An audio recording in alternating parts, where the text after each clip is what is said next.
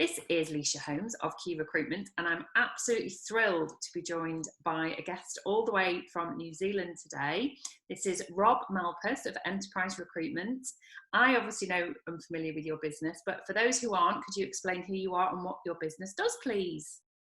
Hello, everybody. Rob Malpass from New Zealand, the other side of the world from you guys. I'm based in second, third largest city in New Zealand, Christchurch. We're a nationwide recruitment company, Enterprise Recruitment. Kicked off around 48 years ago, or so I guess we're 48 years young.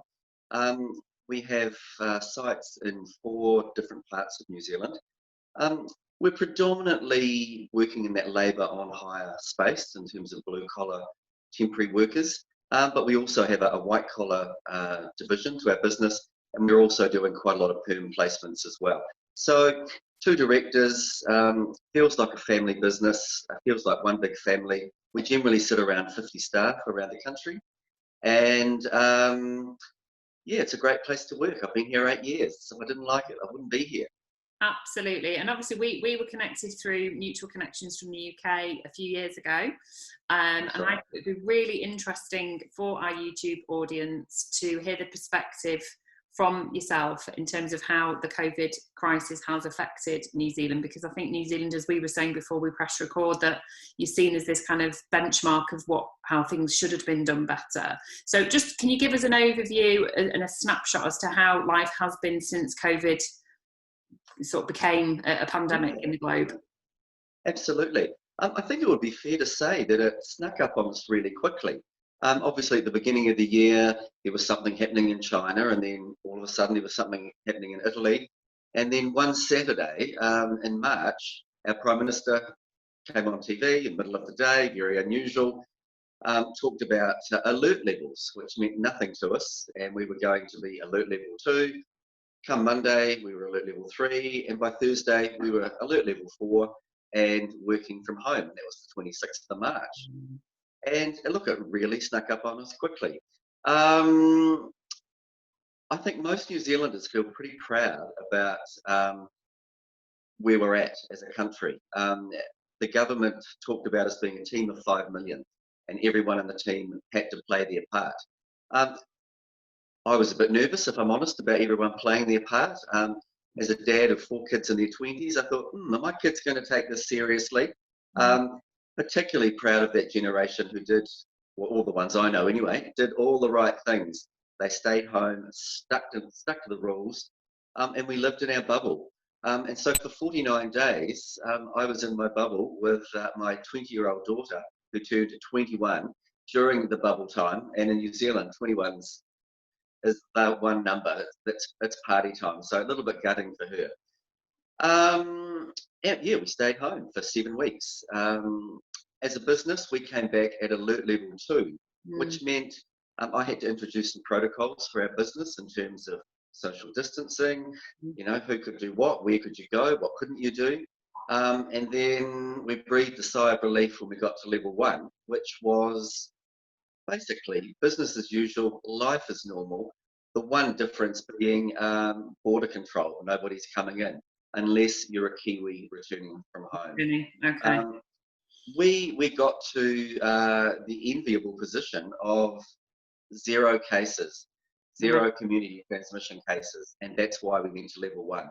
And I think from memory, we'd been at that for 2 weeks before the decision was made. We're now sitting in the 20s.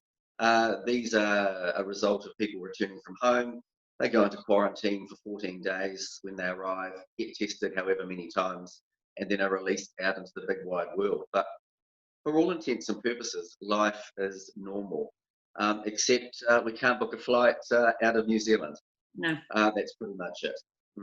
You're grounded for now. Gosh, that's a really interesting insight, and to rather than sit and trawl through social media, to hear it actually from someone that's lived and breathed it. And I bet your daughter will look forward to celebrating properly now that you're out of your lockdown. So in terms of the recruitment sector specifically, what impact did those 7 weeks have and ongoing since then? Has it affected the recruitment industry? Yeah, no, good question. And that we were quite fortunate across the country. We had a good number of essential service business clients, so they kept going. Yeah. Our biggest client wasn't deemed to be an essential service, but was granted a dispensation by the government. Hallelujah. So we had a reasonably good trail income coming through. Look, it wasn't normal, but we had some income coming through. I mean, then through the levels, more businesses went back. Interesting. Some that we would have predicted to go back earlier didn't. Some that we predicted would go back later went earlier. It was quite random in that regard. I guess the biggest thing that we did that was important for staying afloat and getting ready for the good times again was our candidate care program and our client care program.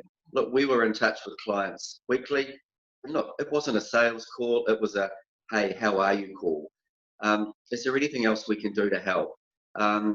We were getting ideas from all sorts of places, not just our own things that we came up with or the government was putting in place, but we were hearing what other businesses were doing. So we had lots of stories to share with clients, and likewise candidates. Look, they wanted to know what was happening, when was there going to be work again, how all that was working. And look, once we got back to business as usual, the one thing that has hit home as we've been out visiting clients for the last few weeks was we were one of the few agencies that stayed in touch, weren't making sales-based calls. So many clients that perhaps we have like a co-vendor arrangement with, they never heard from their recruiters the whole time. Their candidates never heard the whole time. Yeah. We're in the people business, Yeah. and People remember it's, that. it's not rocket science. We did what was morally and ethically right, and look, it has set us up well for business coming back. Right. Across the country. Yeah, look, perm took a wee bit of time to get going. Businesses were nervous. Would be fair to say that admin space has been a little bit quiet, but those more technical, more senior roles, we're going great guns. One of our branches is doing better now than they've ever done in the life of the branch. And the branch is 20 years old. The temp stuff has just gone through the roof. Look, we've got businesses, clients, I guess, that fortunately for them, I guess, are doing really, really good business. Depending on your sector, I guess some people have actually benefited from this pandemic in terms of what they actually do for a living. So things are really good. I'm not going to say that it's been an easy ride, but for now, the future looks great. I'm recruiting recruiters at the moment. So, I mean, that's an indication that things are good. Confidence is back. And, you know, we were talking off camera that, you know, you were asking me how things were over here. And I said, well, you know, it's certainly better than it was when you and I last spoke about 6 weeks ago or something. I think, you know, the learns that we can take from that, actually, there's been a common theme with a lot of business owners that I've spoken to, regardless of sector or, you know, discipline. But actually, it's interesting hearing it from a different country, is that communication is the key here. What we all share is we're all going through the same thing. It's unlike anything. The recession, it was pockets of economy, you know, pockets of disciplines, but now everybody's been affected by it. So if you've not kept in touch with people, then it is your loss. Shame on you. You know, it was so easy just to drop people a message. How are you doing? You know, you're at home, I'm at home. How are you coping? One of the things that our government and Prime Minister has really pushed, and look, I think we're in a reasonably unique position. I mean, we had a daily briefing from our Prime Minister for at least 50 days in a row. And so, you know, the messaging was really clear, it was concise, it was firm. It was, you know, stay home, you're part of the team, do your bit. And support local. I mean, look, we're at the bottom of the world, as everybody knows. Look, we're so reliant on tourism, and that absolutely died away, as it has for everybody. So supporting local. It's the school holidays at present. I was reading an article last night, and a ski field here in New Zealand, primarily reliant on the overseas market, Australia particularly. Australians coming over for their ski holiday. There were 10,000 people on the slopes yesterday. The ski field were prepared, barely could cope. But it's such a good news story that people are spending their money. we need that to happen. The money's got to go round and round and Yeah. round. Everybody's got to get their turn with it. So I think everybody's backing what the government's promoted. You know, we're in the middle of winter. It's 8 degrees high today. It's not, you know, going out and having a beach holiday. It's the middle of But it's 13 today in Lancashire, so and that's summer. So look, people are positive. They're getting out there. They're living life. And look, I guess for everybody's just normal sense of well-being and mental health, just that feeling of freedom and normality. Hello, I've got a son that lives in Australia. Look, I'd be fibbing if I said that I'm not disappointed that I'm not getting over there like I planned to at this time of the year, and not knowing when I will get there. But hey, he's safe. Pretty much all is well with the world and this part of the world. Good. I'm very pleased to hear it. So if you could give one piece of advice to the UK audience, what would it be?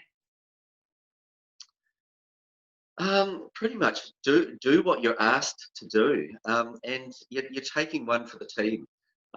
Look, it might sound quite twee in so many ways, but one of the things I remember saying to the team here is, you know, don't just think of yourself and your own family in terms of your behaviours, but look, you could be affecting Sally's 87-year-old mum or Amy's 6-year-old daughter.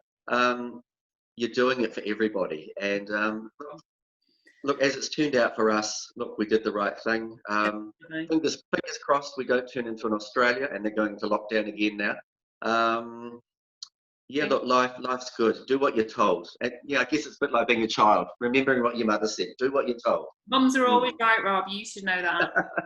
Oh, thank you. It's really lovely to hear you speak so positively about the experience that you've gone through, and let's hope it does continue to be freedom, and that people have learned from the lockdown scenario that you had, and to communicate and to remember to, you know, stay safe and be kind and be considerate to everyone. Very good learned, and we'll obviously make sure your contact information is on there, and we hope that the corridors are open for tourism soon so people can come and flow between. Thank you for joining us today. Really appreciate it. Thanks so much, Lisa. Cheers. Bye.